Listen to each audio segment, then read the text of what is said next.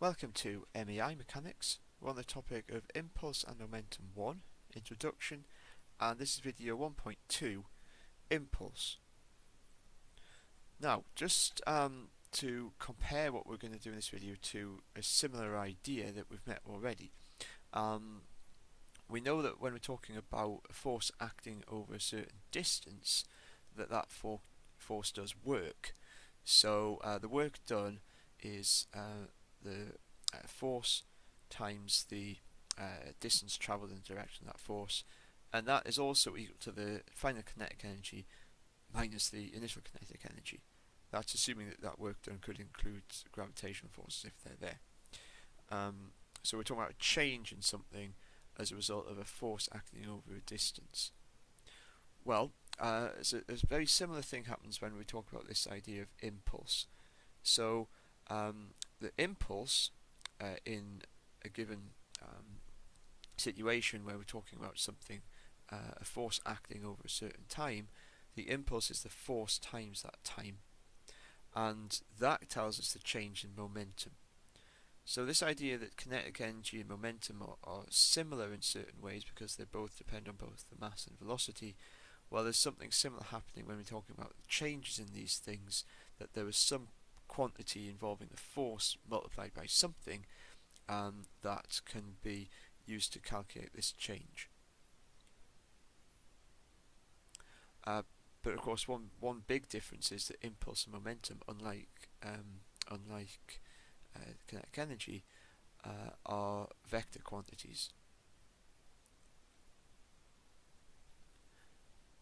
So if a force acts on a mass over a certain time, then there's going to be an impulse involved. So we're talking about it's something that is sort of done by the force on the object. It's imparting an impulse to it, and that changes the momentum of the mass. And as we said before, the impulse is defined as the final momentum minus the initial momentum. And as we said before, one way of defining impulse is the final momentum minus the initial momentum. So here's an example then. So we've got a ball of mass 2 kilograms. It's travelling at 5 meters per second towards a wall, and then it bounces off the wall at 3 meters per second. And so we want to find the impulse exerted on the ball by that wall. So we need to look at what's happening before and after, and we're thinking about a change in momentum.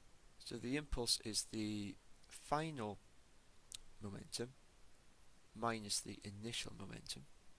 A nice way of saying that is, because obviously momentum is mass times velocity, we can use these standard symbols of v for the final velocity and u for the initial velocity. Now, the mass is 2 kilograms.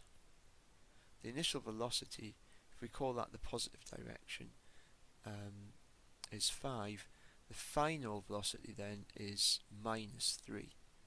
So we need to be careful here that v is the final velocity, and then we're subtracting 2 times the initial velocity u.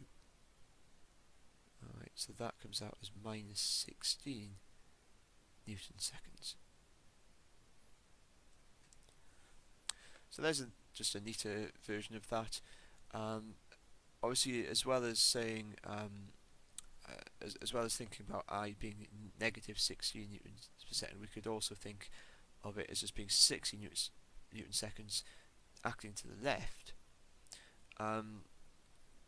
And just in terms of what's happening, how we might think about this, this impulse is enough to not only stop the object moving in the direction it had been going in, but to also push it backwards. So this we've got this bounce of the ball off the wall. Here's another example. This time, both before and after, it's moving in the same direction, but it has increased its speed. So the ball of mass 2 kilograms is moving at a speed of 5 meters per second, and it increases its speed to 12 meters per second due to a force acting for a time of 4 seconds. Now we're going to do this by using impulse, but it may occur to you, if you didn't know anything about impulse, you could do this just using Newton's laws, F equals ma, and the Suvat equations. So this idea of impulse, and especially the idea that the impulse is the change in momentum, as well as the force times the time, that hasn't just been pulled out of thin air. You can derive that from Newton's laws, and so that might be a challenge for yourself to see if you can do that. Right, so let's see if we can do it using impulse. So the impulse is the final momentum. So that is 2 times 12 minus the initial momentum, which is 2 times 5. So that is, what, 24 minus 10, so that is 14 Newton seconds. But we also know that the impulse is the force times the time, so that means that the force is impulse divided by the time. So that is 14 divided by 4. So that is 3.5 newtons. And it is worth saying that is to the right. Now, final example, this time we're actually being asked to calculate the impulse itself.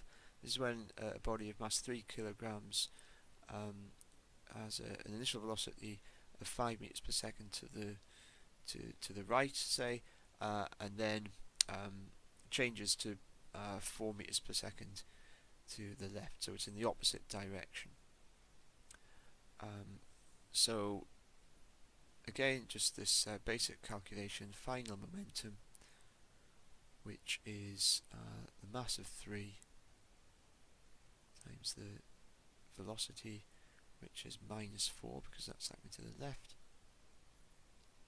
and then we subtract the initial momentum, which is 3 times 5,